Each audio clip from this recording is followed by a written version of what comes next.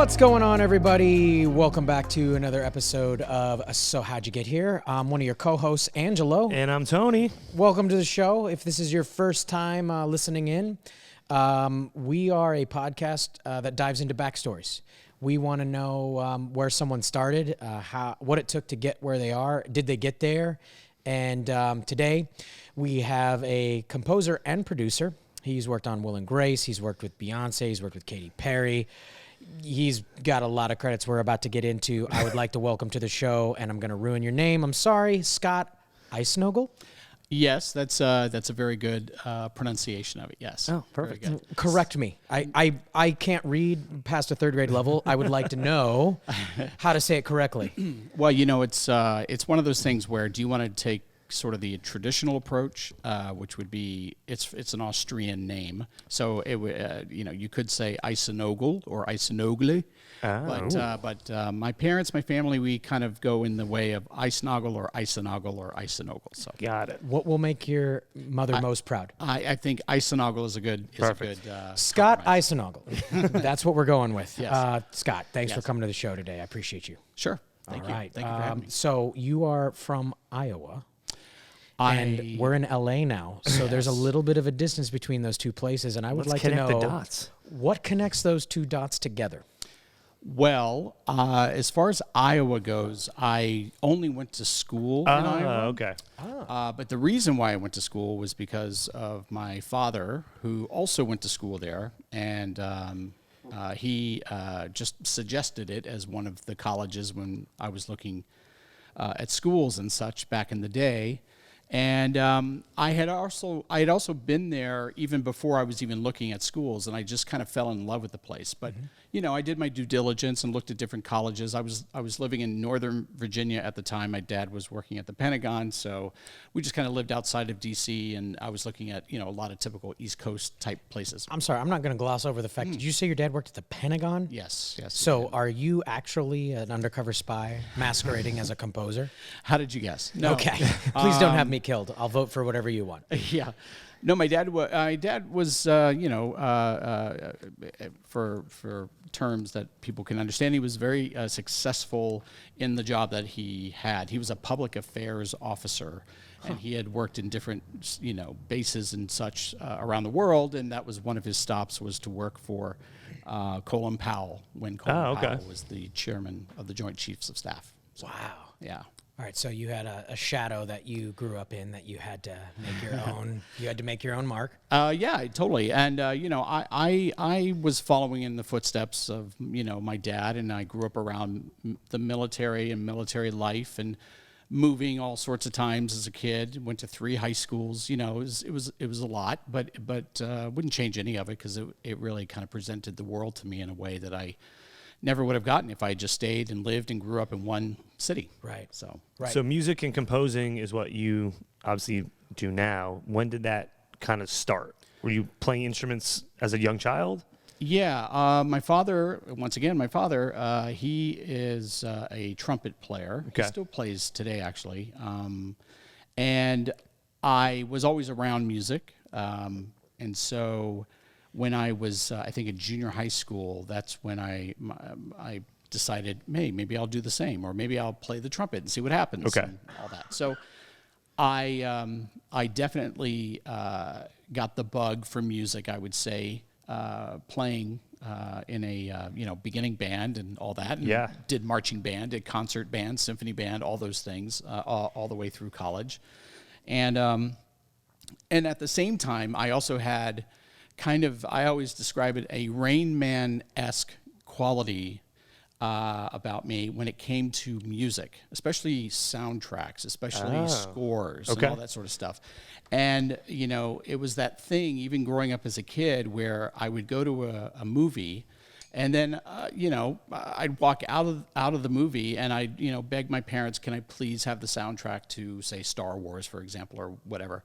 And I'd play it at home, and I would start regurgitating scenes and dialogue after one viewing of it. It was really kind of a strange thing. So from the music playing in the background, I can remember the all dialogue. the scenes almost like photographic memory. Almost Very cool.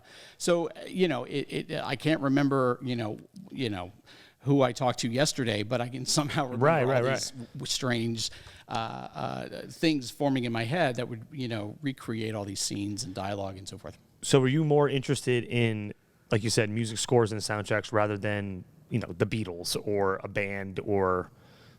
I loved all sorts of music. Okay. I truly did. I listened to pop music and even country music. I mean, at one point in my life, and I know I'm skipping ahead a little bit. That's okay. I was a radio disc jockey for a couple of radio stations in my life, and one of them was at a country and western station.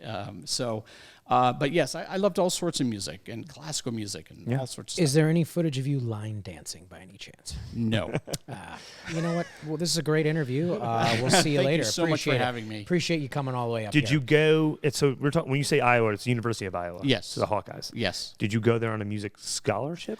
I didn't, but I did sort of study music while I was there. I don't know what possessed me to not do that. I guess it was that whole thing of, that kind of gets implanted in your head when you're a senior looking at schools and college, and you have to figure out what is your trajectory. Right. Mm-hmm. And always the safest thing was to go in and declare a business major. So, but I knew after the first semester that was not for me. So, although I was good at math, but I just knew that just wasn't for me. And the second semester of my freshman year, I signed up for, intro to broadcasting and film. Oh, okay. And it was like, the heavens opened up. I just literally walked in, and I connected to everything, every facet of TV production, film production, radio production, all of it. I just loved it.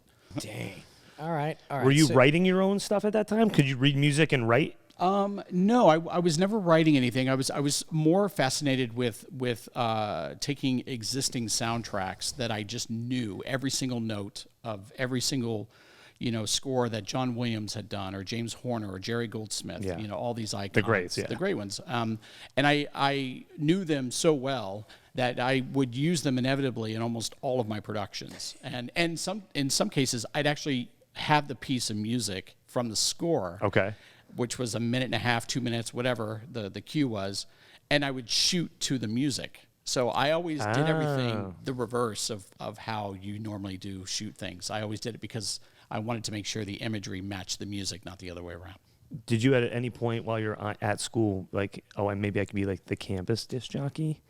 Or that's not out of my realm at the time. I thought briefly about it, but what I did do was I became the disc jockey during the summer when I was back home. Got it. So wherever my parents were stationed at the time, because again, we're a military family, we moved a lot. Like Good Morning Vietnam. I mean, Exactly. you basically are giving inspiration to other great artists. Yeah, so I was that was sort of my thing. If I wasn't working at a movie theater, which was almost every single summer, I was also doing radio disc jockey work. And then so you graduated in Iowa in music, like no, I in communications studies. Communications. Yeah. And then what brought you out to LA? LA didn't happen until I spent 10 years in New York City. What brought you to New York? I know, So exactly. we got a New York chapter here. We got a New York chapter. We missed that part here. That's all right. I was so kind of determined as to what I wanted to do. I knew I wanted to work in television and or film at some point in my life. And there was an opportunity for me to meet someone who worked for the ABC television network in New York. Okay. That's where the headquarters is. And it was someone in the ABC News division. And so I decided, much to the chagrin of some of my friends during our senior year of college who went off to spring break, I said, I'm going to New York. I'm going to meet somebody. And I was already hunting for a job, basically, before I was even out of college. Yeah. And I met with them and met with this person and then a few others. And, they kind of all took a liking to me and thought, yeah, why not? You're a good kid. You obviously know what you want. And let's see what we can do for you when you graduate. And so I did that. As soon as I graduated, I went straight to ABC Television in New York, and I worked in the videotape library, which was as basement as you could go at the network. And I was there, hustling videotapes. So, like the shows were coming from Los Angeles, like Roseanne and Right. Home Improvement. Like I was handling the shows that everybody was watching on their television. So is this sets. early 90s? These are old 90 HD cam SR tapes. Like These are they? like the big 1-inch Yeah, tapes, okay. big huge ones. And so I was, I checked them in because they'd come in off the overnight and checked them all in, put them in the archives, put the backup in the archives, and the tape operators would come by and check it out, and I'd mark it, and they would go off and broadcast it when it aired. So, but that was right after college. So I graduated in '91, and so that would have been fall of '91. Got it. Yeah, fall of '91. So I always forget that Home Improvement was back that old. Oh, When I yeah. was like 90, 92. That's David McFadden, I want to say, produced that, right? I think so. Yeah, because he also created Roseanne too. He did both of right. those. Yeah. There you go. No, I grew up on Holman. Dude, Wilson, he was my Jiminy Cricket all Yeah. the time. Yeah, he's all this wisdom from right here Exactly. and above. That's Yeah. it. It's true. How long were you there? I was literally there for about, I would say, almost about 10 years. I left At ABC? At ABC, yeah. In the basement? Not in the basement. I actually They kind of moved you up to They pool moved you up? boy. I like a good kid with ambitious desires there. I met everyone I could meet. I took advantage of the fact that I had to take tapes on a cart to run over to One Life to Live and Good Morning America and to World News Tonight with Peter Jennings and 2020 and Primetime Live with Diane Sawyer and Sam Donaldson. I mean, it was really kind of wild. And inevitably, no one really knows this and not going to get me in trouble now, but I would, if I knew that a huge guest was coming on GMA, for example, to play Right. a movie or whatever. Yeah. You made yourself available. I made myself available, Yeah. and I'd run over. I'm going to have to go check and make sure they've got the proper videotapes over at GMA. And I'd run over there and I'd wait outside the green room where I knew all the talent was. Did you ever pull like one wheel off the cart and be like, "Oh, it's broken. Oh, whoops. Oh, I have to stand here for a minute and fix it." but I didn't even have to do that. I just did. Oh, okay. All Yeah. right. No, I have these old snapshots. I still have them. I met Huey Please Lewis. send them to us. Sure, yeah. I met Huey Lewis in the news. There's a picture of me getting, I think, one of my CDs signed. And then the villain from Terminator 2, yeah. Robert Yeah. Patrick. Yeah. So He plays the T-1000. Yeah. So T2 was just coming out, and he was doing his press tour or whatever. And I got a picture with him, and he's there, and he's going like this, like pointing his finger, Right. and I'm standing there with a picture next to him. So yeah, I kind of took advantage of the fact that I was measly peasly, tape Taking over the company. Absolutely. You're like, did you ever see A Secret of My Success with Michael J. Fox? Of course. Okay, you're that guy. Yes. And by the way, You took your clothes off in the elevator. yeah. But by the way, his show came back. Remember? Family Ties? No, the one after that in City. City. Yeah. Spin Spin City. Spin City. That Gotcha. was an ABC show, and that was one of our studios. So I would go there often to kind of catch things going on over there. You're a network master. So I by did. networking and making yourself available, what's the trajectory for someone like where did you want to produce? Did you want to? I think I did want to go into the creative side of things, but nothing I could really. There was no pathway for me at the time. I just couldn't get my way there, Yeah. even though I was meeting all these people. So I did just happen to meet somebody who came from on the corporate side of ABC, Okay. who worked in the affiliate relations department, Donna, and she came down and I would see her often because we were doing feeds of stuff to the affiliates. And so she coordinated that. Got it. And so, so eventually she said, "Hey, there's a coordinator position upstairs. Do you want to come interview for it?" I said, "Sure." And then from that point on, it was, suit and tie from that point on, and I was all corporate. All corporate. Yeah. Were But you, were you still playing music or? I mean, I was still obsessive about music. Yeah. On the weekends, I couldn't listen to enough music, and I still tried to figure out ways, how could I do it? And I did find some outlet through the affiliate relations department once I got in there, and I moved around in different jobs, up the ladder that way. And I eventually got over to affiliate marketing. And in affiliate marketing, that's where we would put together all these promos to share with the affiliates who, down in Biloxi, Mississippi, they could run local ABC spots and sort of customize it with their own logos and their own news talent and say, join us this fall for ABC. Right. Here's what's coming up and blah, blah, blah. And join us tonight on our local news, blah, blah, blah. So I was able to be a part of that creative process of creating some of that, or at least contributing to some of it, and some of it involved the musical. And that's more of like an advertisement kind of like thing? Yeah. Promotional, yeah. Yeah, branding and marketing type stuff. Now, you touched on it earlier. You said you're a disc jockey. Yes. Several places. Did this start in New York?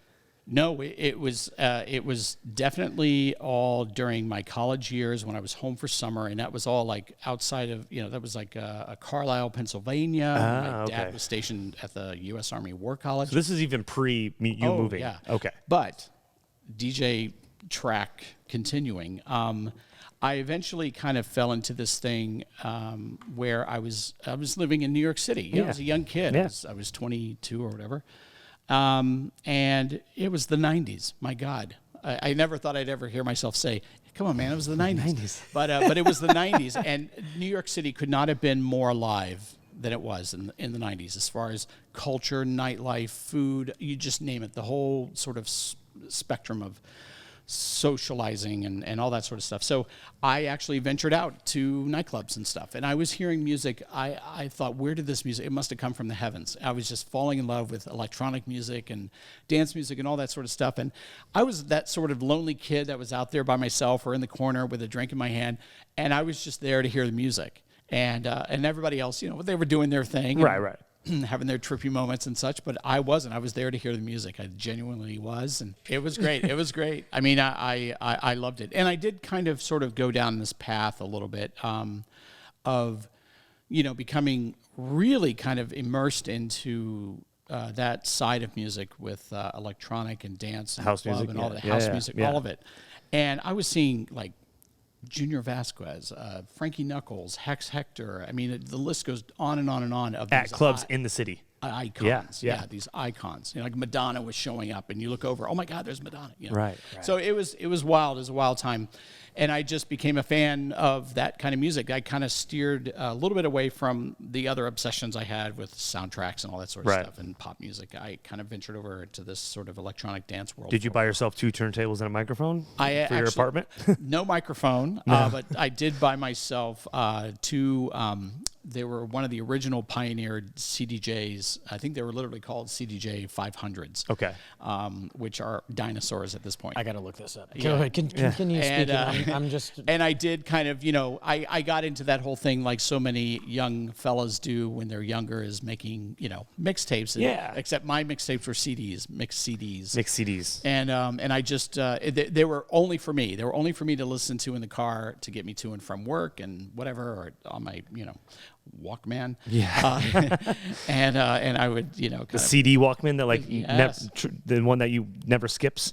Never skips. So I did kind of go a little bit down that road of that. And there were a couple times where I was asked to kind of maybe do a, hey, I know you like, I heard that CD you were playing the other night. Where'd you get that? Oh, I made it. Oh, it's something like that. Actually, that's exactly what they were. Yeah. And those 2 right there on the top, you can see where the CD is. Yeah. Right here? The eject button there, just to the right of the left one. Okay. And it would just, pop up really loudly and obnoxiously. And it was very, very simple and basic, but it was wonderful. So that's awesome. Yeah. Dude, you started on that. I did. So 10 years in the city, you're making your own CDs. You're working your way through corporate America. Yeah. And very what's that next step for you? Probably the next step was when the Walt Disney Company purchased ABC Television. Okay. And it happened unbeknownst to all of us who were in the corporate side of ABC. We literally came to work one morning, and on everybody's desk was a note with Mickey Mouse in the corner. Said, "Hello, cast member," and we all kind of walked out. Do you still have that? No, I wish I did. But we all walked out of our little tiny offices, and we're all holding the paper, and we're all looking. What is happening? So, eventually, my whole department was moved to Burbank. They built a brand new ABC building, extension building or whatever, but it was a building, really beautiful. It's still there today. And they moved my whole division, my whole department or whatever, out there, all the affiliate marketing and all that sort of stuff. So I was told, hey, your job is moving. Do you want to go or don't you? And I said, where? To LA. I said, I'm so there. So, and I've been out here a few times for work. For a couple of, ABC meetings and such. But when the opportunity came to say, hey, maybe this is a chance to go. It's been almost 10 years in New York. Let's go to L.A. So I did. See, Burbank isn't that bad. You're right down the street. Yeah. Right down the street from your roots. This is memory lane right here. I don't understand what the problem is, other than the planes that constantly take off 4 blocks away. So you're in L.A. This is early 2000s now? It is 2000. It's 2000. November 2000. What's LA like in 2000? I arrived right after 9/11, right before 9/11, 01. Really? Yeah. The week before. Yeah. Wow. That's so crazy. Yeah. I even think about that. I remember being, woken up by a coworker. Oh my God, turn on your television. Yeah. And that was crazy. But November 2000, I was here and, settling in and kind of enjoying the change of environment and all that sort of stuff. And the new office digs were really nice. Right. You're like, wait, it doesn't rain ever? Yeah. The weather is, I never need a jacket. What? And so it was great. It was a nice change. It was a nice change. I was feeling a little bit, slightly restless. I was feeling a little stuck. And I thought, well, maybe the change of environment might help. But even after being here for about 6 months, I was still kind of having that feeling. I think it's also because I was somehow just becoming a little overwhelmed with the desire to spend my time doing music. Yeah. Doing music, meaning producing it, working on it, doing something with it. And my God, I'm living in the most creative town on the entire planet. So I thought there's got to be something for Well, it's funny because a lot of our friends that we talk to that are the creatives that end up getting a job in corporate America never leave corporate America because they're so grounded in it's so stable. Yeah. And it sounds like you had an epiphany and we're like, I'm going to give it a shot. Yeah, I kind of did. I know my parents were shocked, but they now know, and they're extremely happy I made the choices that I did, obviously. But, like any supportive parents, they're like, okay, well, you need health insurance. You need, Did you think this thing through? I don't know. It felt a little spontaneous, but I always have had a kind of, I will figure it out. Like Sean and I are both, my husband, Sean Hayes, we have the same kind of personality trait that we call, we are figure-it-outers. So even at my lowest point, I will figure out how to make sure rent is paid, bills are paid, insurance, all those things, and I'll eat and I'll stay healthy and all that sort of stuff. And yeah, there were struggling times at some point, but I just always figured it out.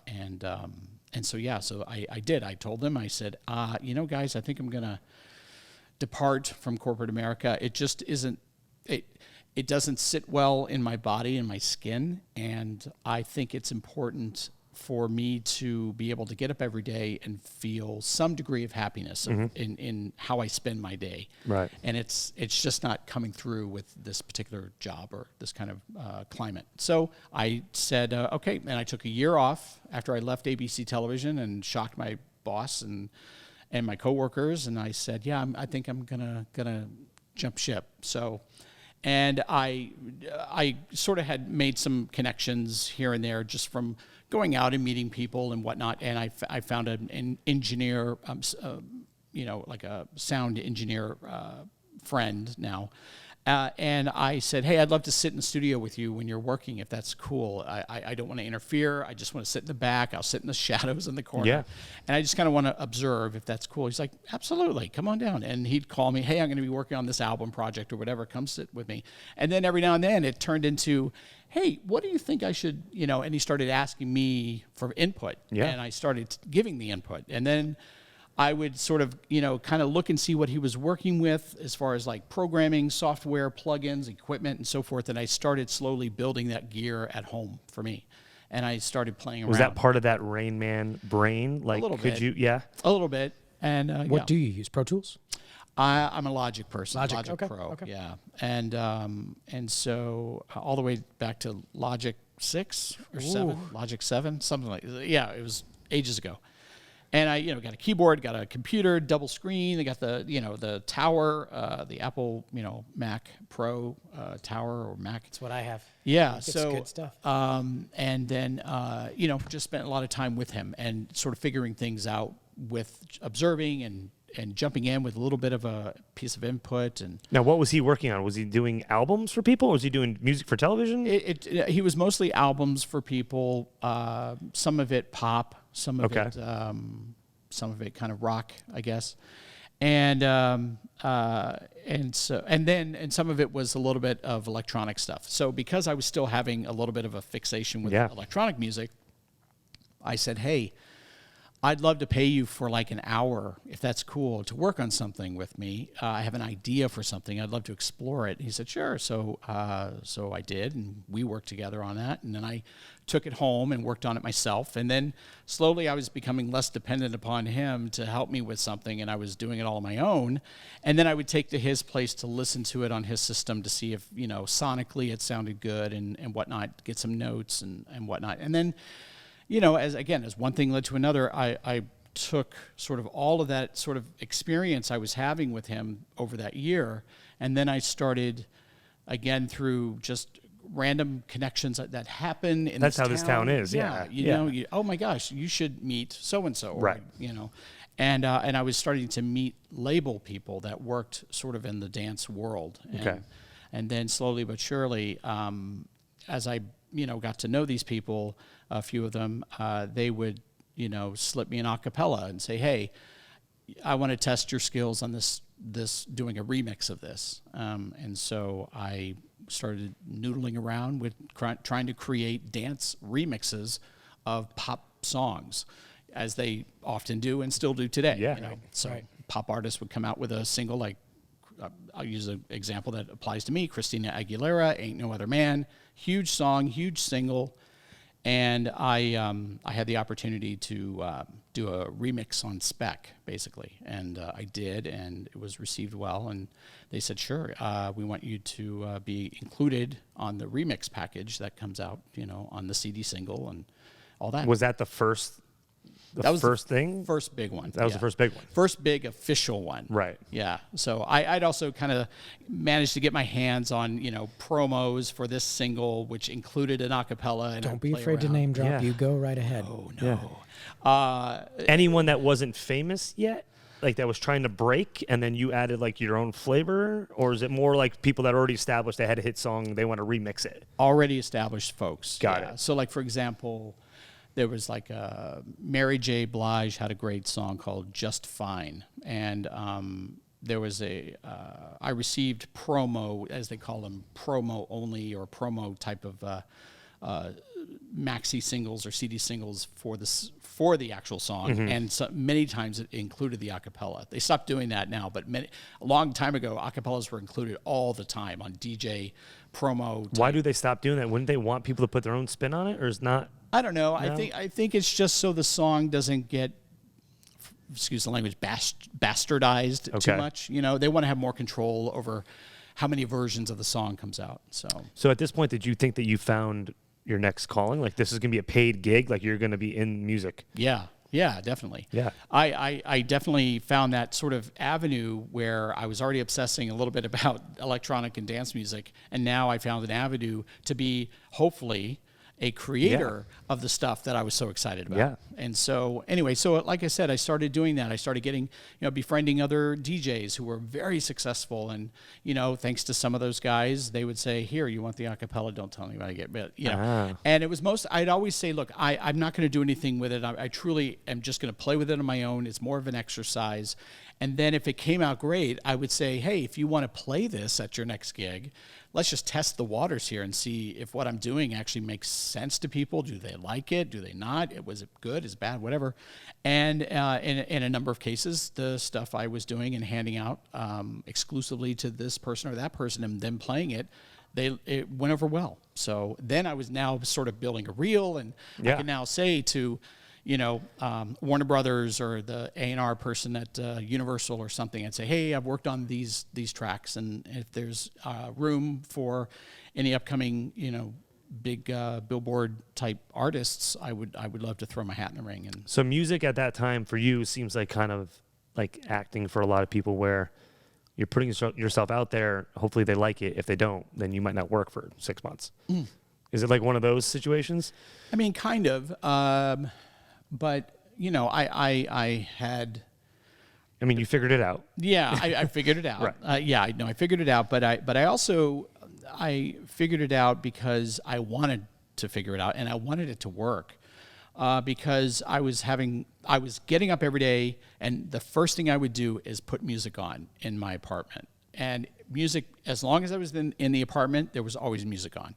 So I clearly was like... Does that happen till this day? To this day. Okay. Yeah. And so I just had this feeling that I needed to be a part of music in some way, shape, or form. And when this opportunity sort of opened for me in the sort of dance remix world, then I sort of went down that path, and I was going to pursue it as far as I could. And how far did that take? Because we were doing our research on you, and it said that you had co-written stuff. Does that mean you co-wrote the music part of it? Or you actually wrote like lyrics? Well, most of the remix stuff that I did was to pre-existing material. Okay. So in the context of how I just explained, where a label would say, hey, the new, I don't know, whatever, Ain't No Other Man by Christina Aguilera. Let's see what you can do. And then here it is, and then they like it, and then you go from there and it gets released and hopefully does well. But there were a couple of dance songs that I worked with one artist in particular. Her name was Debbie Holiday, and she still remains a dear friend of mine today. And she was kind of a newbie. She was not familiar with the world of dance music and whatever, and she managed to come up with a great song, and then I took it and remixed it, and it opened her eyes to a whole new world. And now here she was playing for thousands and thousands of club goers and singing to the remix that I did for her. And then eventually we wrote one together called Joyful Sound, and that seemed to do very well in the gay dance music scene, and I was very thrilled about that. And then a couple others with her too. So, and then and other artists randomly throughout, the time that I was doing it. So, how far does that path take you? So you just keep doing remixes, or eventually you kind of like, I need to do my own. It's a good thing because the remix world kind of opened me up even more into the sort of dance club DJ world. So as I said, I would hand stuff out to guys or girls, and they would play them and give me feedback, and generally it was very good. And so I eventually started getting asked by people, "Oh, you did those song or that song in that remix? Hey, why don't you come play our event?" And I was like, "Oh, okay. I have to really dust off the Pioneer CDJ 500s," which everybody looked at and laughed at because it's like so old school, so old CD technology. So I had to kind of bone up on some newer technology and what was in the clubs and everything, and just kind of get my hang with it, and then started slowly playing this event and this party and whatever, and now this club and eventually. Yeah, but those are tools. Those upgrade all the time. Yeah. Oh, It sounds like the majority of your success is flowing out of the thing you actually love and are passionate about. Yeah, definitely. And the tools weren't hard. Like the technology wasn't hard. I found it very easy to use and adapt to and learn about. Yeah. Plus, your mentality is, I'll find a way to make it work. I'll find a way. And I say that I'm tech savvy, but I think I am. Just naturally, it's my way to figure out how that camera works or this mic works, without having to read a huge manual. Right. So, right. And so eventually I parlayed the remix stuff I was doing into now actually performing as a DJ in some of these clubs and playing the stuff that I was becoming known for, which is kind of fun. So, and it was all in the gay clubs and whatnot, and I loved it. I had a great time, and obviously I'm a gay man, so I felt even more at home in that environment, and it worked. And for me, it inspired me and made me happy, and it was fun to see people react to things that I was doing and producing. That was the biggest reward. As soon as I drop that song in the club, and then all the moments in that track where I want to get elicit some sort of reaction, whether it's hands in the air or like cheers or whatever, it was happening. So it's like a comedian up there telling a joke and getting the reaction. Yeah. I was getting the musical reaction I was seeking. And were you just DJing in LA? Mostly. Okay. But then slowly, like anything, like in this town and anything creative, what's the new shiny object? I was sort of the new shiny object. That's accurate. and to some extent, a lot of eyes and a lot of ears were on me to say, ooh, I heard that guy, he did a really great event, or he did this great part. I saw him appear at, and I started getting a chance to play other clubs outside of LA and very cool, all around the country and South America too. Can I ask, I know you said John Williams already, what's your top 2 or 3 outside of John Williams of your hero, inspiration, the person you're like, I use them for motivation, grew up as a fan? Mm-hmm. I would say, John Williams aside, of course, I would say that Tears for Fears is hands down my favorite band of all time. Have you ever met them? We met, my husband Sean and I met Kurt Smith a few years ago after Tears for Fears played at the Wiltern here in Los Angeles. And I didn't get to meet Roland, but because he was on a different, his dressing room was on a different floor, but we got to chat with Kurt, and that was really awesome. That was really awesome. Really great. Tears for Fears, I would say... I know you said James Horner, too. Yeah, James Horner, Jerry Goldsmith, those are kind of like the big staples when I was youthful, going to the movie theater to see movies and such. So they were almost always the ones you were hearing.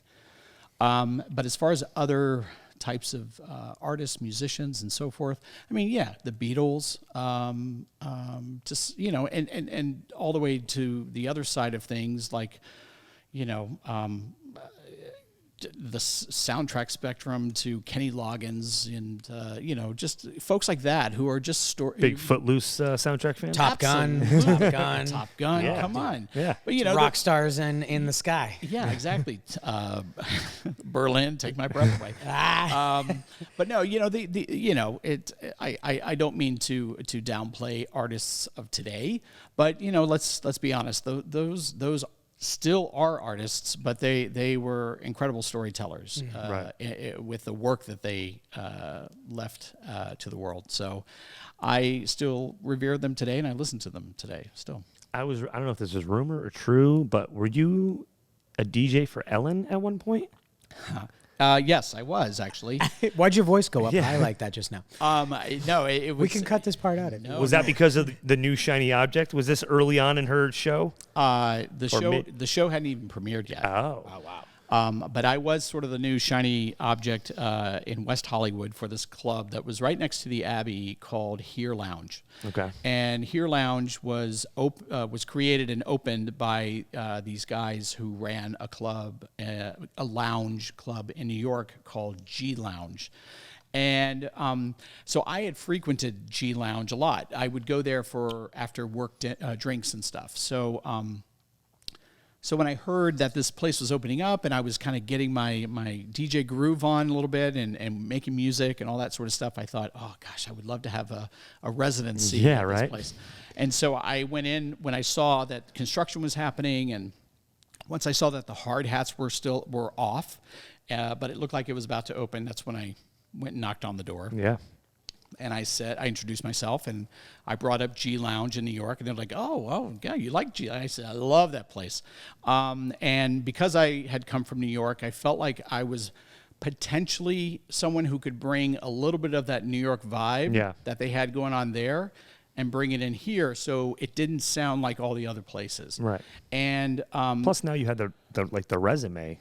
I had a little bit of a resume going, so that was nice. And so I met with them, and I knew I was one of many who were meeting with them because it's a new place, you know. And I was asked to, you know, come and do their opening party. Like LA Times were there, and it was this crazy event, and it went over. Like the opening night, or like the before they even exposed it to the public? It was 2 days before the public saw it, but it was a very big event. Right. And I did it, and it went over very well. And I think I might have even been mentioned in the LA Times article, but it was very nice. It was a very positive experience, and I let that sort of positivity wash over me, and I said, okay, great, nice work. So let's see if I can keep this up. And they definitely, after that event, said, we want you to be our main resident guy. So, and I was. Was it a certain night? I think originally it was. Or 2 nights? No, it was originally a set night. I can't. I may be getting this wrong. I feel like it was possibly like a Friday or Saturday. I mean, it was great slot. But it was a good gig, and it got me all sorts of exposure at the time, and I was extremely grateful, and you know. It was just a positive experience all the way around. I know some people didn't particularly care for me because I wasn't from here, as they say. So I was getting a little bit. But no one's from here. Exactly. Who's from here? Everybody moves to LA. They're not from LA. Right, exactly. But you know, some of the mainstay folks and some of the other DJs who.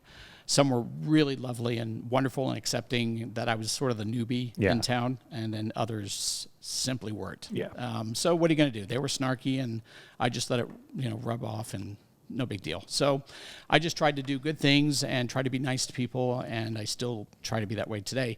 And, you know, it worked out well. And then eventually one day, as many of us did in the DJ world and club world out here, we all went to shop before the weekend to see what new music was out there. Okay. Record shopping. Yeah. And there was a record shop called Perfect Beat. It was in West Hollywood, and it was near the pizza place that's there, the Village Pizza or something like that, or I can't remember. Left of La Cienega?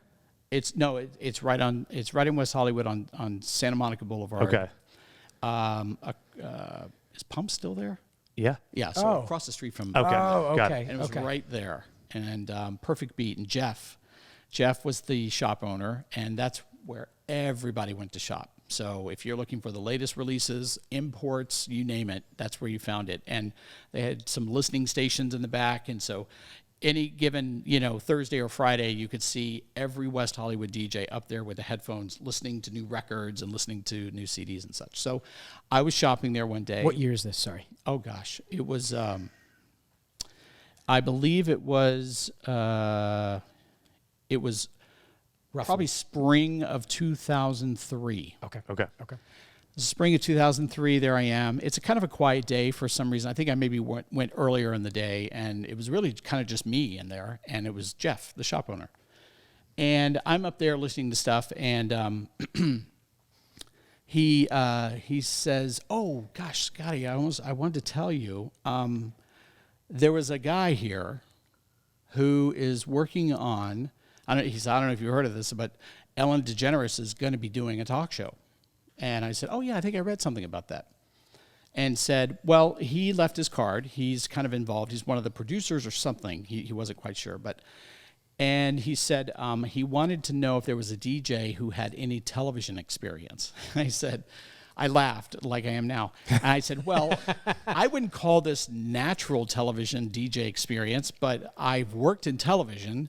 And I'm a DJ. am a DJ. So maybe there's a way to marry the two and hopefully give them what they're looking for. And he said, well, they're meeting on DJs because apparently she wants to have a DJ and not a live band. She wants to hear actual, Michael Jackson songs, not a cover band doing Michael Jackson. So, or the latest, whatever, Justin Timberlake or whatever. Right. And so he gave me the guy's number and I said, okay, wow, very cool. So I kind of went home and thought about it, and I thought, well, how am I going to go about this? I have no idea. No, I'm not, yes, I'm kind of a creative person, but I don't know anything about having an agent or anything to kind of help me guide navigate, me through this. Yeah. And so I was all on my own, completely on my own.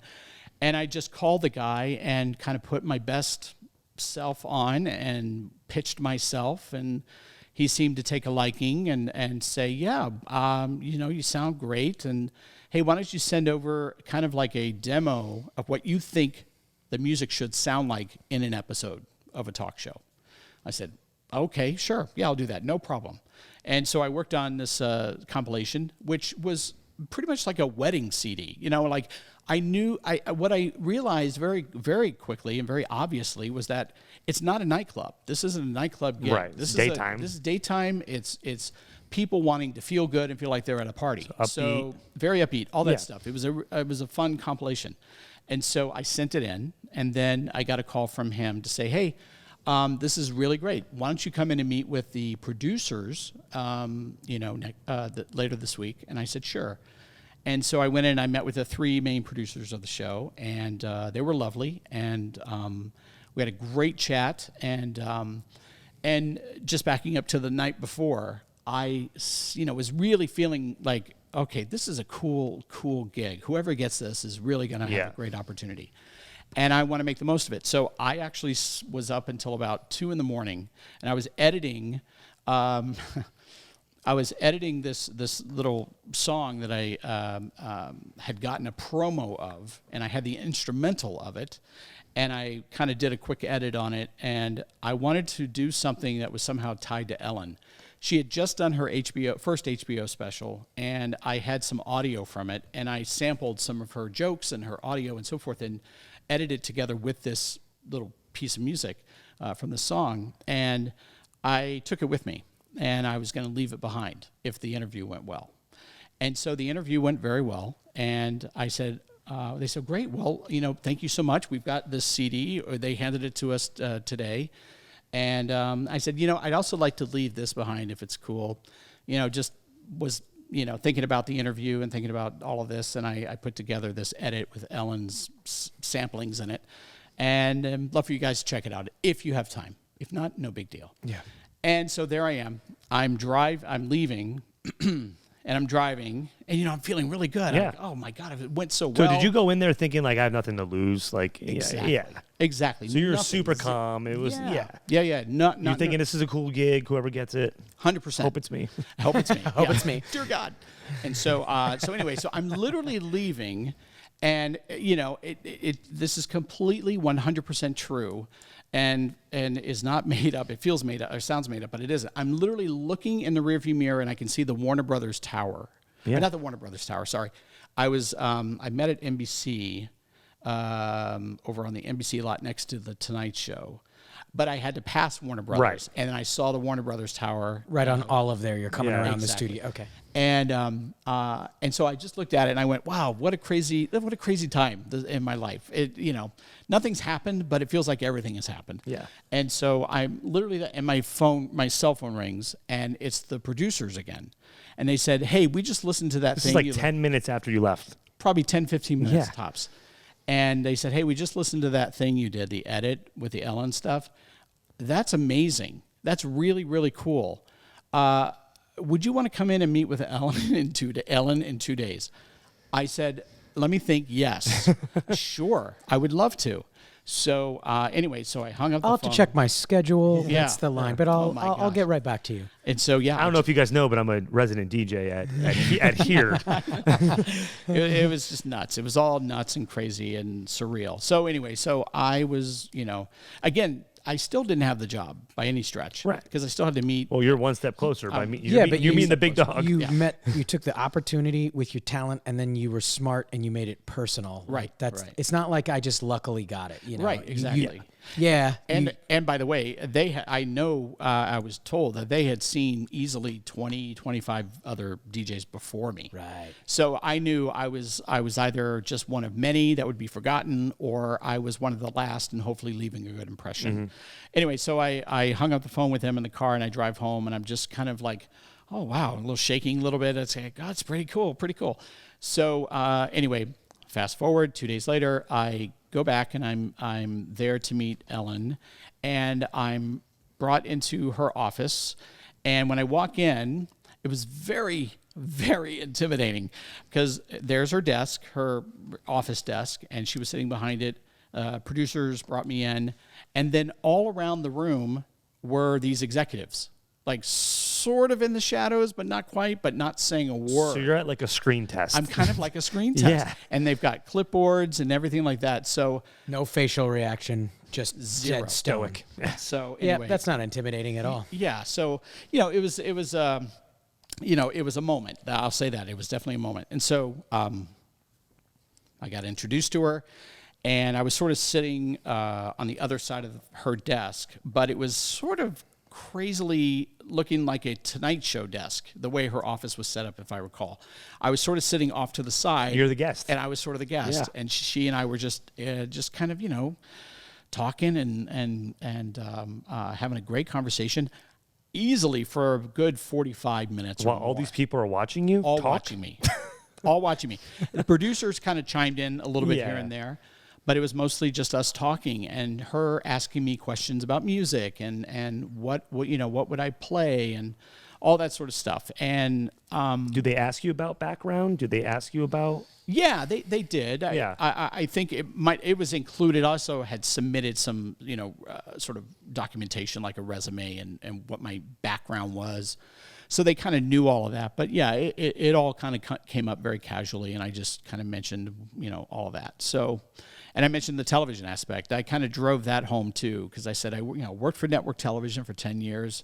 I got it. I know this is a brand that we have to work very good at, and I'm here to musically uphold that brand. Whatever it is you guys see and envision for this, I'm going to musically make that happen. And so, anyway, I think I was saying all the right things, and like I said, Ellen and I hit it off really well during the interview, and she literally said to me after, towards the end of our chat, she said, excuse my language, she said, where the fuck have you been hiding?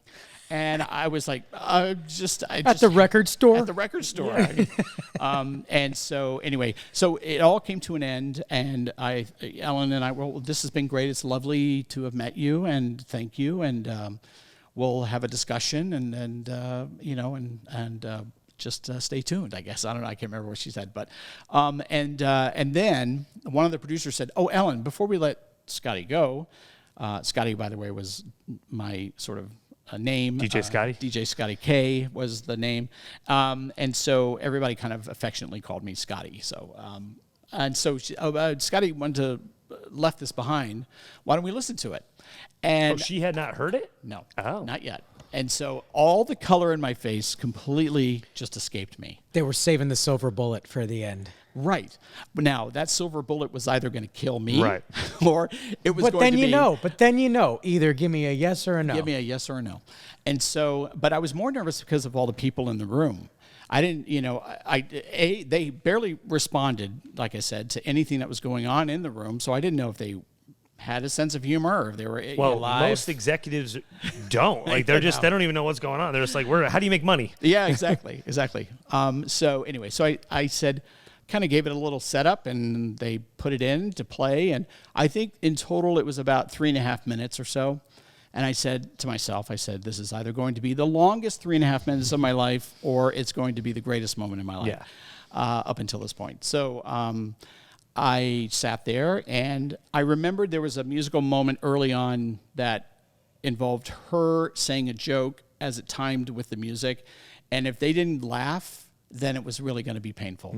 And so anyway, the whole room laughed. Like they were like joyously laughed, like, oh my God, that's, and then it kept going, and then it kept going, and more laughter and more this, and all the right things were happening. And I was like, oh, thank God.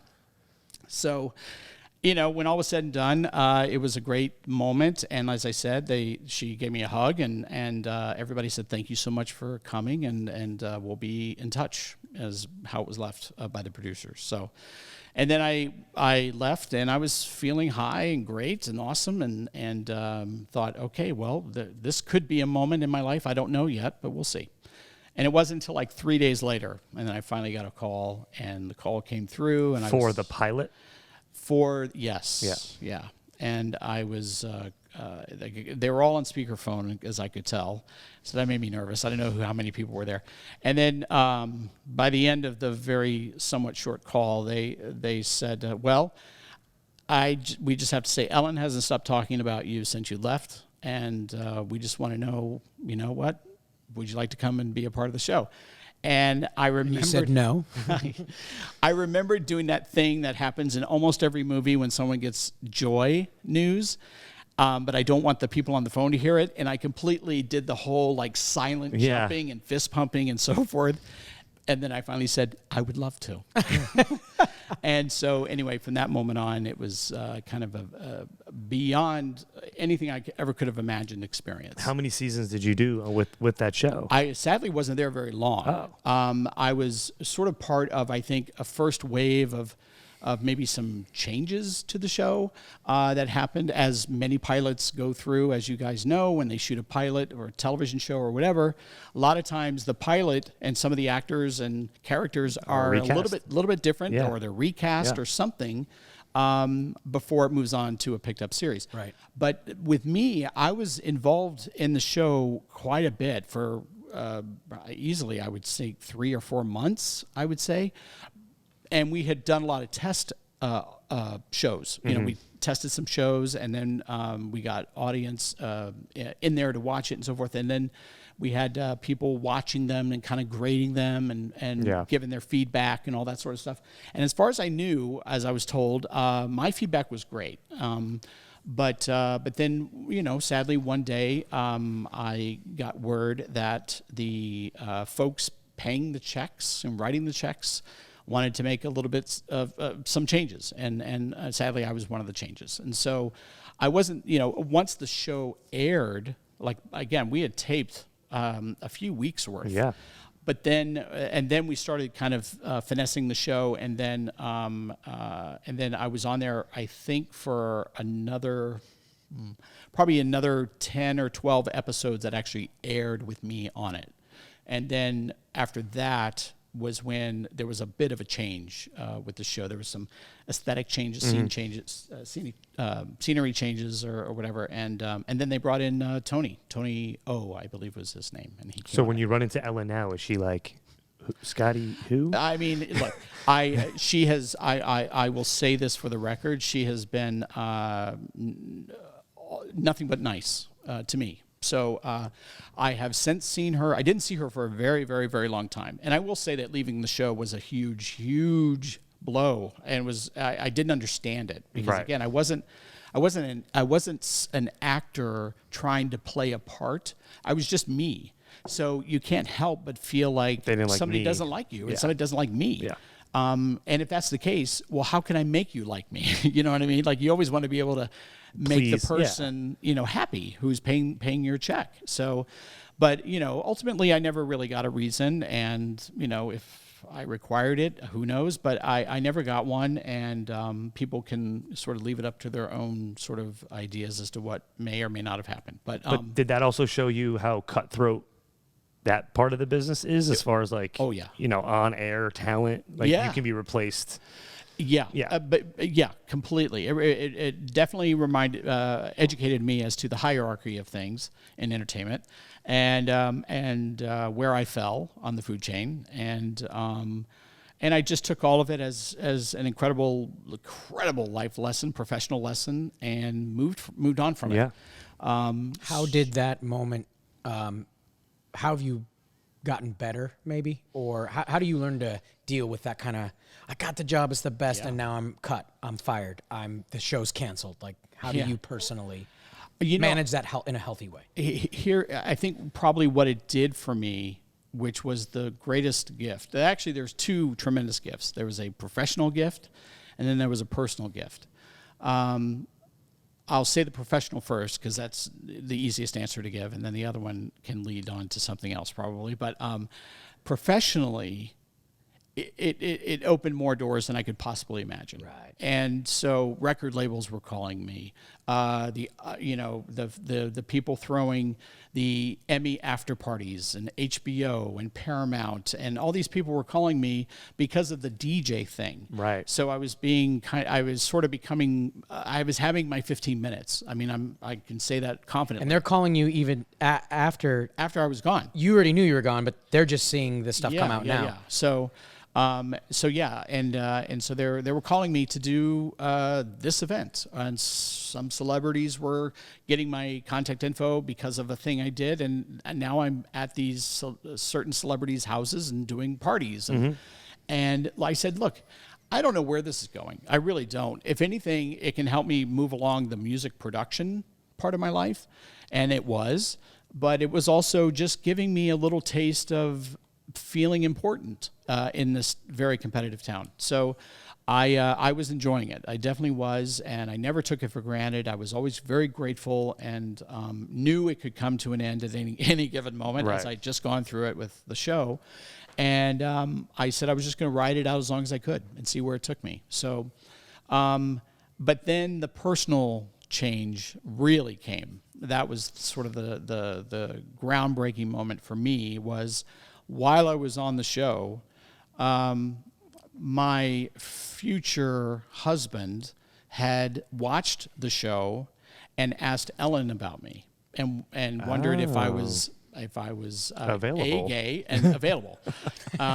And you said yes and yes. Well, the thing was, I didn't know about this for quite some time. And I think Ellen said, honestly, I don't know, but I wasn't close to Ellen on a personal level, so she wouldn't have known that. So he's and then he eventually came on as a guest for the first time while you were, and I was not there anymore. Okay.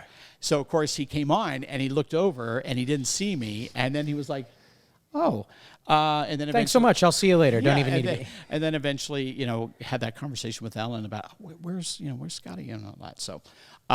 Anyway, so that was again 2003 was when Ellen premiered, and that's when I was on for those first couple of months. And then fast forward to continuing this personal story. Fast forward to 2006 is when I get an email from Sean's assistant at the time. And again, this is around the time I'm flying everywhere and doing all these big high profile events. And you're like David Guetta. Yeah, well, please, no, not even close. But I was doing some things, and people were kind of, oh, I saw you there, come do this or whatever. And I get an email from his assistant asking if I would do a big, huge party at his house, at Sean's house. You show up, it's just Sean. No.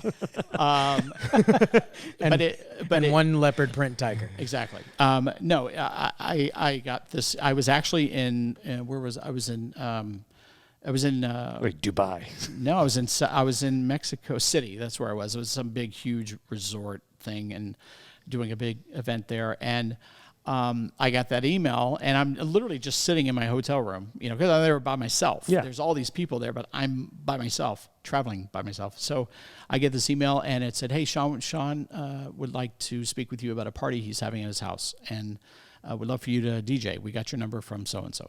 And I replied back, "Great, wonderful. Here's my contact info, and here's my number in case you guys need that as well. I'm out of the country, but I'll be back in a few days." Hit send. Probably 20 minutes later, my phone rings.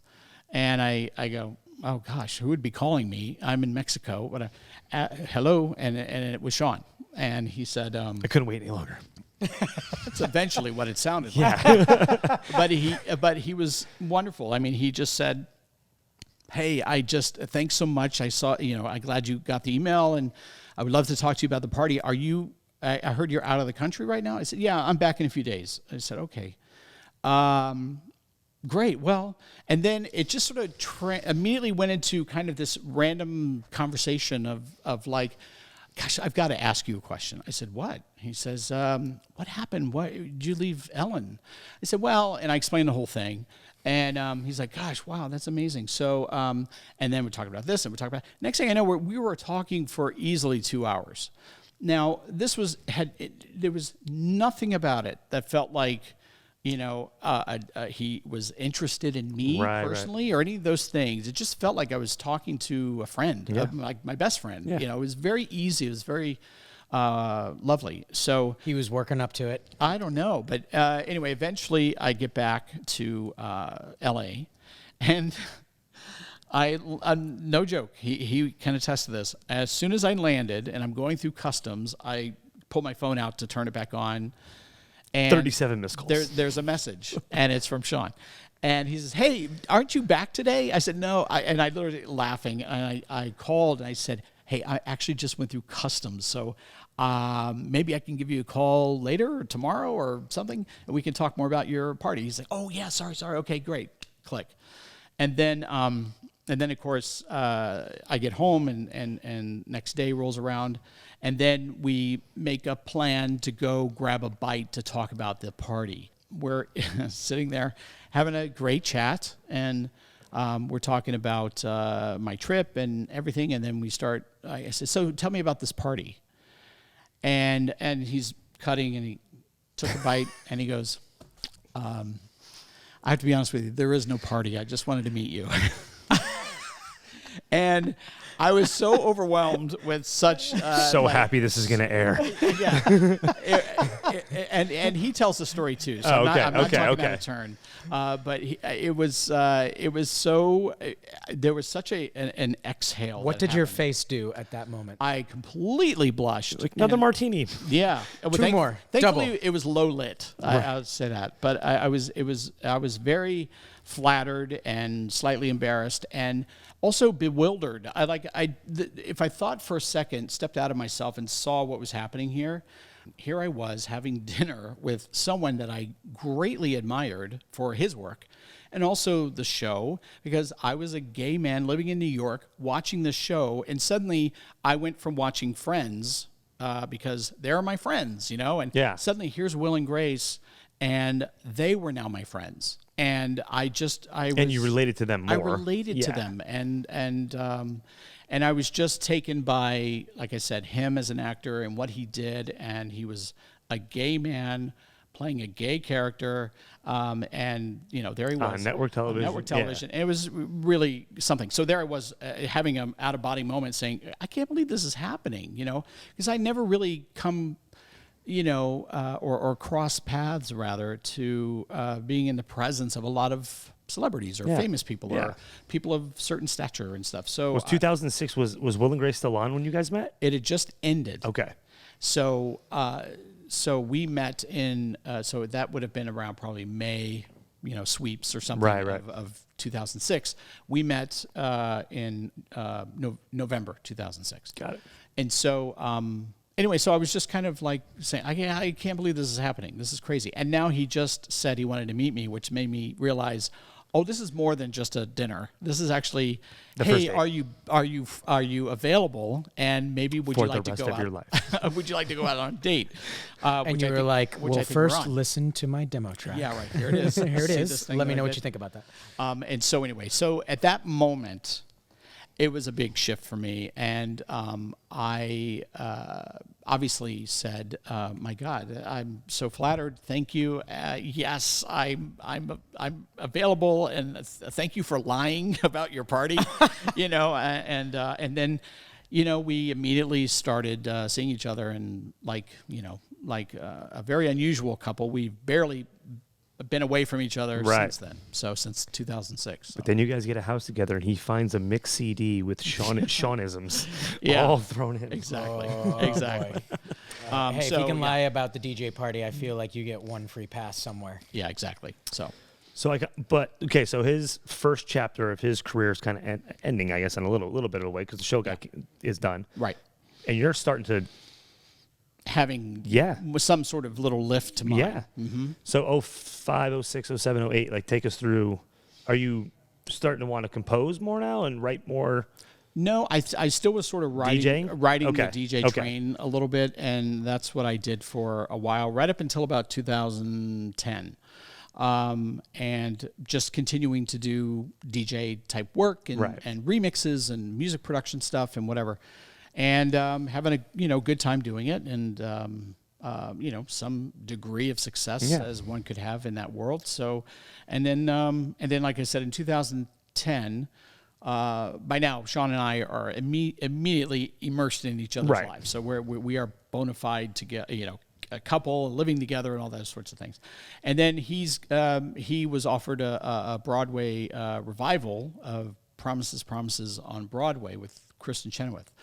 And so that meant we would have to go to New York for a year. And I said, well, I'm easily mobile, so, there's no need for me to stay here. I will happily go to New York with you, and I can even maybe continue my work. I'll take a little remote setup of mine, and maybe I can keep working a little bit. And we went out there for a year, and he was on Broadway for a year. So, but then when I came back, right after the show ended, and that was right at the start of 2011. It's funny what can change in a year. I had a different perspective a little bit on life. I was also with someone that kind of unexpectedly put me in a little bit of a light in a way that I hadn't anticipated. Right.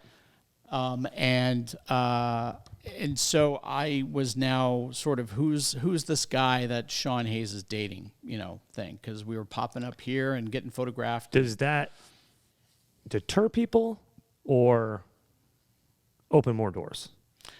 I don't know if it necessarily affected me at that time professionally in any way. It just was.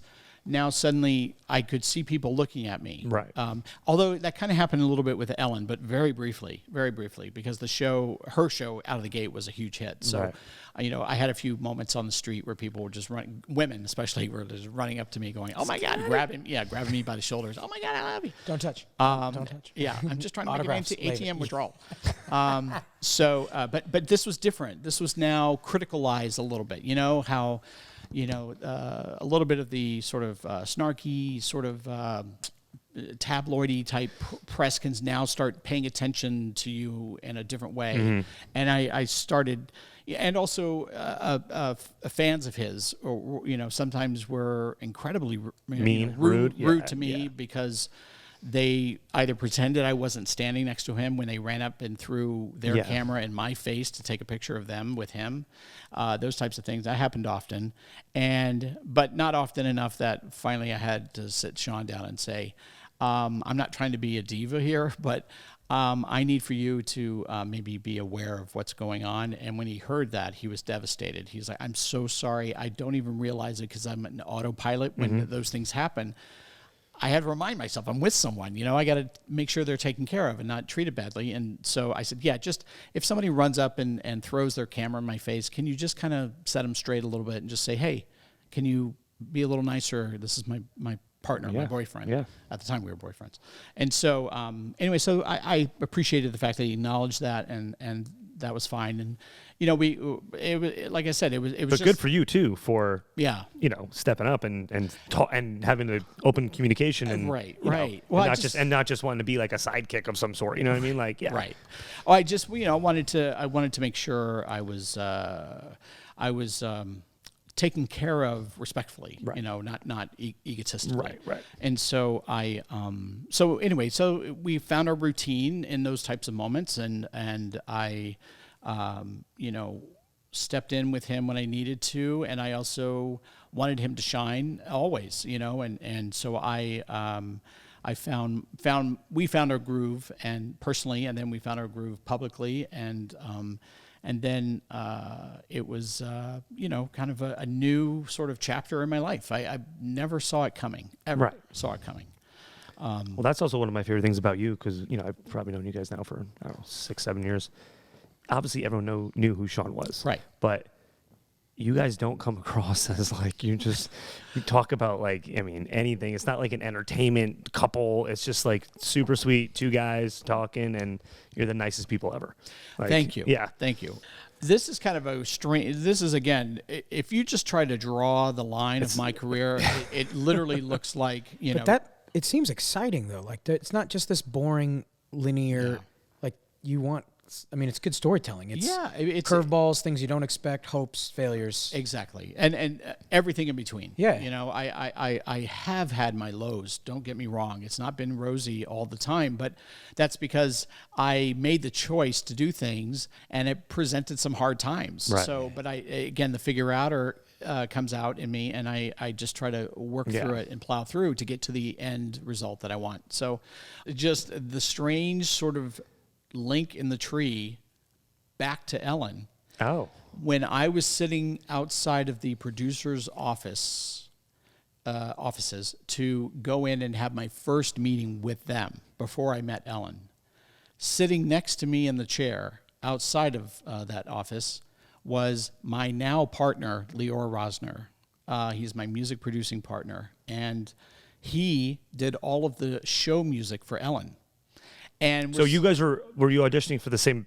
He was going to be a DJ too? No. Oh. He was meeting because he was the composer of the theme music for Ellen, the show, the bumper music. Does he remember your interview? He remembers us sitting next to each other, but we were sitting there, and he was going to have his meeting with somebody, and I was going to have my meeting, and the offices were near each other. But that's where the little sitting area was, and so we're sitting next to each other, and I just turned and I said, "Hi, I'm Scott. What's your name?"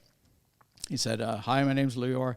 And I said, "What do you work here at the show?" He says, "I do. I did all the music for the show." He has an accent, so I'm not right. Give us your best impersonation. Yeah, my name's Lior. I did all the music for the show. It's from Israel. Pretty good. It's from Israel.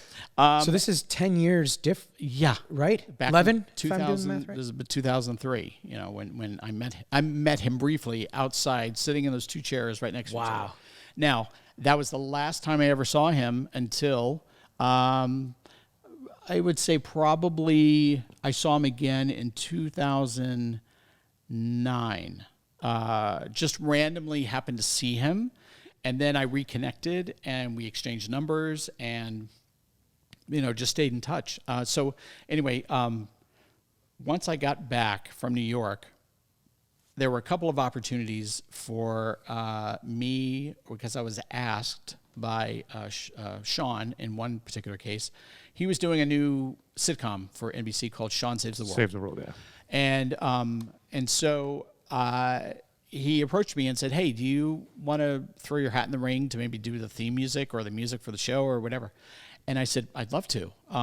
Was it because he was at that level after Will and Grace where he had like executive producer or producer credit? So he had control. And also his production company, Hazy Mills Productions, was also producing the show. Okay.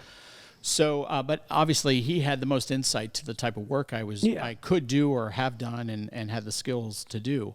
And so I said, sure. And so it was one of the only times that I think I was asked by him to do something, because once I went through that experience, I immediately said to myself, I wanted to be self-aware. I said, I never want to be seen as, oh, you got it because of. Right. And I wanted it to be fair, and I wanted it to be, based on your merit and your talent. all that stuff. Yeah. And some people are like, oh, that's so corny. But look, there's something to be said. Corny at all. Well, there's something to be said about that. Whereas there are lots of people in this town will use the people they want to use and will take advantage of you because of this and that and the other. So I just said, look, I'm happy to give it a go. I said, would you mind? He says, there is someone else that's probably going to be submitting music as well. So I said, okay, cool. Could we do it anonymously? And so when you share it around to the people that have to decide, they don't know whose is whose. And I respect that, man. He said, yeah, totally. So that's what they did. And then, as it turned out, they loved the theme to it that I did, but the other guy got to do the in-show music, which I was totally fine with. I was like, oh, cool, awesome. And so there was that little creak of the door that opened me now into writing something for TV. And I thought, oh gosh, wow, this is literally a whole new world. You know, a little bit different. Like, watch out, John Williams. Yeah. And so I was very pleased of that opportunity, and it was actually on that theme song for Sean Save the World that I called Lior, and I said, "Hey Lior, I'm not a great whistler, but do you have a whistle? Like, can you whistle, or do you have a plugin that has a whistle that sounds real? Because I want to add a whistle to this theme song." So he contributed a little bit just with the whistling to that, and that was the first time we actually kind of worked on something together. And so since then, that's kind of been our thing. We've worked on almost everything since then together. So you also helped do the revival of Will and Grace when it came back. You kind of reworked their theme song. Yeah. So Jonathan Wolfe, who was the original composer of the theme and all the music, the piano, fast piano music, he had retired. And so he was not around or available when the show came back. And I was actually approached by the producers, Max Muchnick and Dave Cohan, to maybe retweak the theme. And Sean didn't know about this.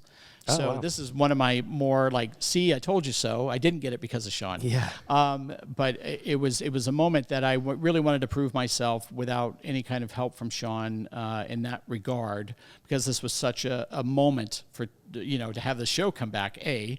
And B, I saw this as a great opportunity. And after talking with Max Muchnick and Dave Cohan, I wanted to get Lior involved with me on this. And I'm glad I did, because he brought such a great perspective that he has as a very successful composer and producer himself, to where he brought some live musicians into what we were trying to do. And basically what I was trying to do was, when I was asked to do this, I had sort of loosely polled a few people, a few friends who were fans of the show. I said, hey, do you remember the theme from Will and Grace? And every single answer I got was, I remember it was the piano, right? The piano thing, and this is, just for the record, not in any way, shape, or form any kind of slam against Jonathan Wolfe or anything. I say that, sincerely. But what I was trying to do was, I realized we had a very short amount of time, unlike the time that sitcoms had back in the day, where you had 30 seconds or even in cases up to a minute for a theme. Yeah. So I needed something to resonate. I needed something melodically to live in your ear.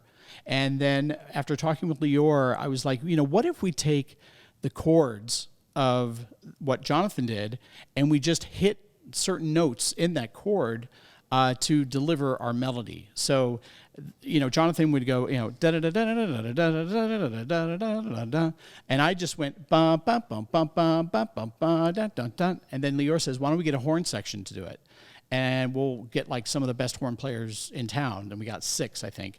Like everybody who played for Phil Collins, Michael Jackson, and Quincy Jones. I mean, it was crazy. And we got this section together, and we recorded it, and then presented it to the producers, and they flipped out. They loved it so much. And this is what, 8 seconds, 10 seconds? It was, we did a 15-second version, which was cut down to 7.5 seconds. And so, just keep talking over the plane. Yeah. So we cut it down to about 7.5 seconds, and that's what they heard, and they loved it. And then in the room, Max says, you guys are it. I want you guys to also do all the music in the show. And I said, oh, that's great. That's awesome. and I understood what he meant, because now the show for the first time is being presented in HD, and the sound is like 5.1. So everything before was recorded left and right. RT, yeah. So we wanted it to be a little richer and fuller. So we just kind of took the motifs that Jonathan had established and kept that whole piano thing going, for as far as the in-show music goes. So we just kind of continued what he established, which was perfect. I mean, it's totally sets the tone for the show, and that's how we sort of did our thing.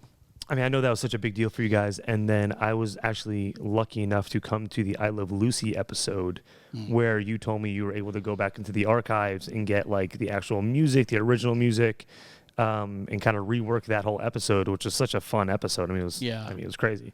Yeah, it was really kind of fun. You know, the producers from the get-go said that episode has to be as on point as possible, down to the costumes, to I think they actually got all the blueprints for all the sets, yeah, and recreated them from scratch. And as far as the music goes, we had some historical references, but we actually didn't have any sheet music at all. Oh. So what we had to do was watch old episodes? Watch old episodes, really? And watch the bits that they were recreating, listen to what the orchestra did for the show, and kind of not only sort of replicate it, but do it in our own way, melodically. So the melody is written by us.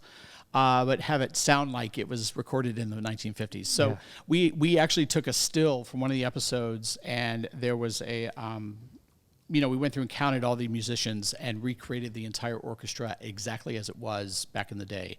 And we went to Capitol Records and recorded the theme song again for the first time since the show was on the air in the 50s. The song I Love Lucy, which was sung by Desi Arnaz in the show.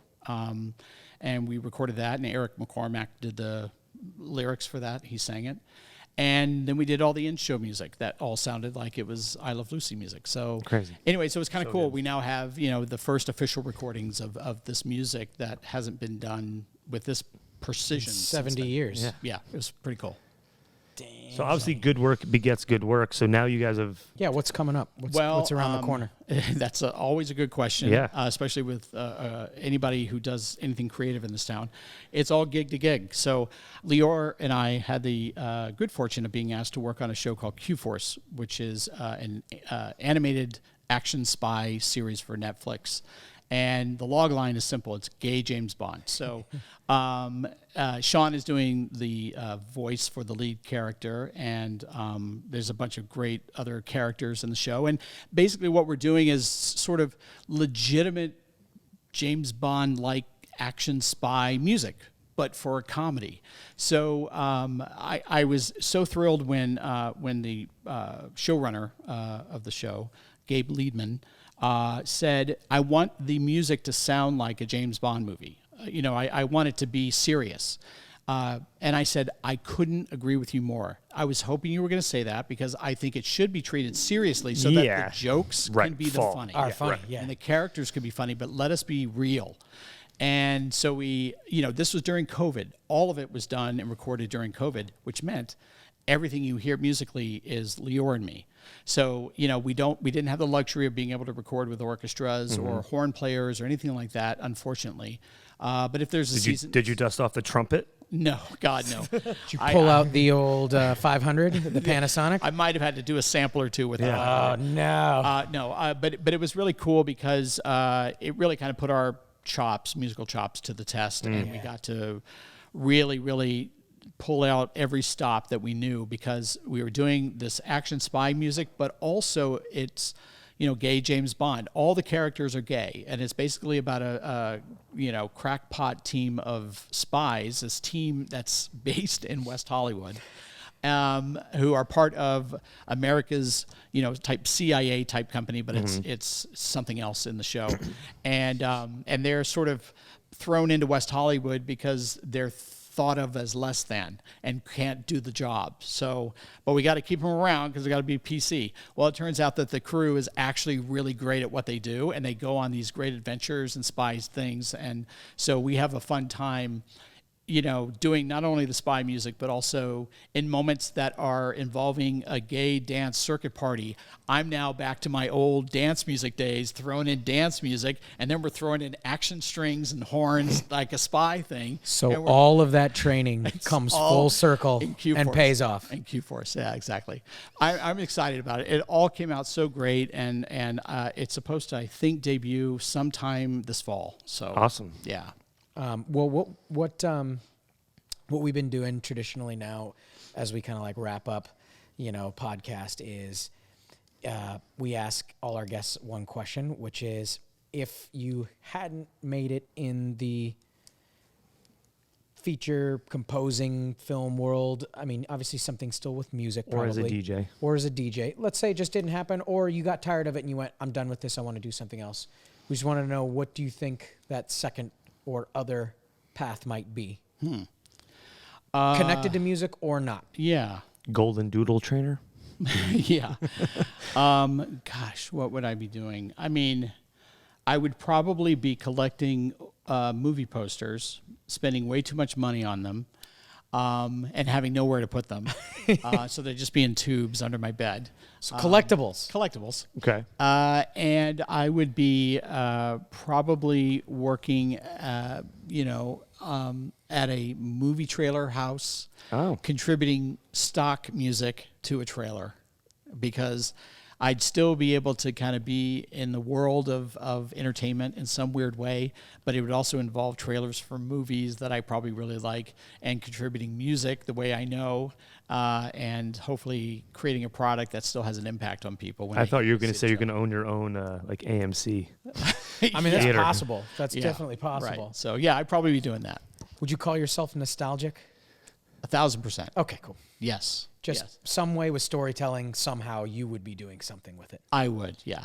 I like that. Very cool, buddy. Appreciate you coming on. Yeah, let me do a quick wrap up here, and we'll get you out of here because I know you have stuff to do. So for everyone who's watching us on YouTube, we appreciate you. Please hit that like or subscribe button, because that makes us both really happy, and it helps us out. Anything else you wanted to add? No, Tony, I'm just, sign off? Scotty, it's been a pleasure, buddy. Thanks for coming in. Thank you. Inspiration. Inspiration. Scotty Icenogle. Did we say it correctly? Icenogle, hey, man. Icenogle. Bottom of my heart, thank you for coming in, telling us about your journey, some of the mistakes, and some of the really brilliant plays. Best part about it wasn't like this. Yes. Like, that was the best part. Non-linear. I feel like it was a composition in a way, just trying all kinds of stuff. Musical notes. Yeah. All right. Well, I think that's it, everybody. We will see you next week, and everybody have a good weekend. Talk to you later.